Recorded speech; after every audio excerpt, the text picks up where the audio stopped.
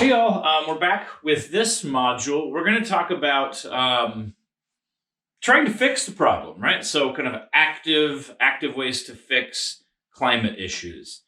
That's largely going to fall into the category of what we call geoengineering. There's a couple of other terms that we can use. And if we kind of think back to the stuff that we've talked about when we talked about climate policy overall, we talked about adaptation. There's going to be a little bit of overlap there. And then we talked about mitigation. Right. So adaptation is how can we adapt to a changing climate? It's a little bit of a defeatist point of view. Mitigation is how can we change that going forward? Right. So what sorts of things can we change to lessen future effects of climate change or future kind of impacts on the climate? And then the last two that we're going to talk about really fall into the realm again of geoengineering. And there's two kind of categories here. But I think that they're different enough that we're going to have videos that cover each of them.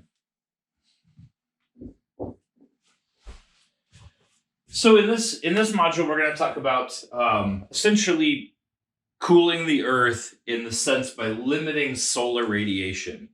Well, that's a problem, right? So the sun, it's over here wearing some pretty cool sunglasses, doing some of its own kind of solar geoengineering, right? We do that when we put on our sunnies. But the sun hits us with a set amount of energy. We talked about that kind of ages and ages ago, maybe module 3 or something like that. But one of the things to keep in mind is that that's what we call the solar constant, right? The amount of energy hit by the Earth. And then we also talked about how the Earth is round and different amounts of energy in different places. That's pretty hard to change, right? It's pretty hard to just kind of go and change the amount of radiation that we're hit with. There's kind of one pretty far out idea we'll mention a little bit later. But most of what we think of as solar geoengineering or solar radiation management has to do with some stuff that we can do on Earth or to Earth. And generally that's to increase the albedo. So hopefully you guys remember what albedo is. That's the reflectivity of Earth. So essentially, the fundamentals of solar radiation management are essentially bouncing more energy back out into space, absorbing less energy into planet Earth. So as we march through this content, we'll see that there's really kind of 3 different venues that we can do this. The one that obviously is going to make the most sense, and the one that we'll start with, is actually doing things to the atmosphere. What are some ways that we can modify Earth's atmosphere or do things to Earth's atmosphere to increase the albedo? I know some of you are probably like gripping your seat at this point, right? This is something that, and we'll talk about this at the very end, that can actually be pretty scary, right? The concept of fundamentally like changing the energy balance of planet Earth. And that's true, right? Like that's a valid fear to have. And a lot of people have that fear. Anyway, so let's go ahead and talk about a couple of different ones. We've met this concept before. So the first one, and probably, we start with this one because it's probably the most realistic, is actually injecting sulfur gas into the stratosphere. And frankly, this was something that's been proposed as a method of cooling the Earth. I think it was first proposed in the 1960s. People have been talking about it really for a long time since then. Nobody's obviously ever done it. But if you guys remember how this works is we can actually think about a volcano, right? So we can think about volcanoes, actually. 1992, the eruption of Pinatubo injects a whole bunch of sulfur into the stratosphere. Sulfur oxidizes and creates sulfur dioxide. And remember, the sulfur dioxide is highly reflective. It's less reflective when it's ejected from volcanoes because it's bigger molecules. We can essentially emit aerosols of sulfur dioxide into the stratosphere, and that will overall increase the reflectivity. So again, following Pinatubo, we saw a global temperature dip for about 1.5 years after that. The kind of proposed methods Historically, what people have been thinking about is actually taking a balloon, like just some sort of tethered balloon. It's got to go up into the stratosphere, so it's got to be you know 5 or 6 or 7 miles up into the atmosphere, depending on where you are on Earth. And that balloon would just kind of be seeping out sulfur dioxide and aerosols. That's hard because it's based on kind of terra firma, it's attached to land. In the modern world, one of the things that people have been talking about is if you had essentially an army of unmanned drones doing this. People that proposed this in the 60s didn't necessarily think about we could just have these automated drones flying around in the stratosphere. But again, fundamentally, they would just be leaving behind, increased sulfur dioxide. Um, well, okay, right? So that you can hopefully see how that would cool the Earth. We're going to loop back at the end and kind of talk about, the positives and negatives of a lot of these things.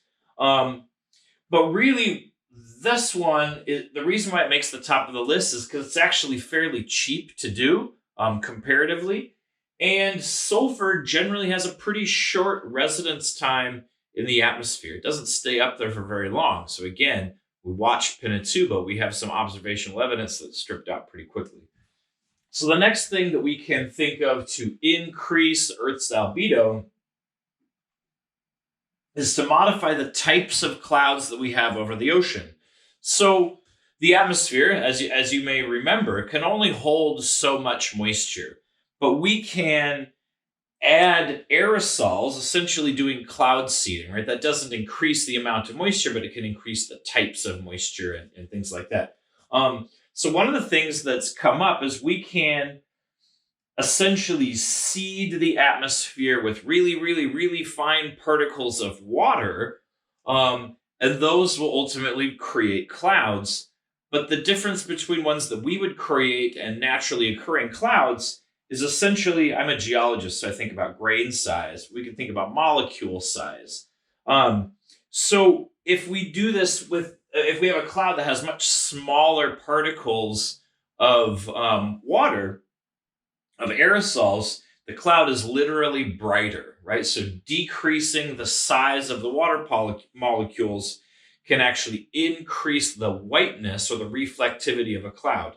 And you've actually seen this before, right? So if you think about sugar, we all love sugar, and you kind of compare powdered sugar to regular granulated sugar, one of those is brighter. It's physically identical, right? It's the exact same material. But one of them is much smaller, much finer grained, and it has a higher reflectivity. So we could essentially do that with ocean cloud cover as well. Seed it with really fine particles, really fine aerosols, and it would literally make the clouds whiter. Clouds are tough. If you remember, we talked a lot about them in the climate modeling aspect. Clouds are difficult. We also had a whole module about clouds, whether they cool or whether they warm. One of the things that maybe you can remember from that is cirrus clouds, these kind of thin clouds, very high altitudes. Those actually tend to create a warming effect, right? Trapping long wave radiation. They're not very reflective, but they do catch that energy on its way back out to space. And so if we can modify essentially the density of the cirrus clouds, so this one is interesting because it doesn't necessarily increase the albedo. It actually kind of opens the lid on the pot a little bit, right? And actually lets out more long wave radiation. So it's kind of like heat escaping. So that one's kind of an outlier in this way to, modify things. So just kind of going through the list, these are probably the three biggest ones that really would be something we could do in the atmosphere, right? But two of them are actually related to modifying cloud cover. Again, we're thinking about albedo as our goal, or increasing albedo. So making clouds whiter, making heat trapping clouds thinner. But really the one that most people talk about, the most kind of popular, I guess, is the notion of adding sulfur dioxide or sulfur and letting it kind of oxidize in the stratosphere. And again, that's got a couple of benefits. One of the things that we're going to loop back to is that none of this has actually solved anything, right? This is putting a Band-Aid on my child's wound doesn't solve his wound.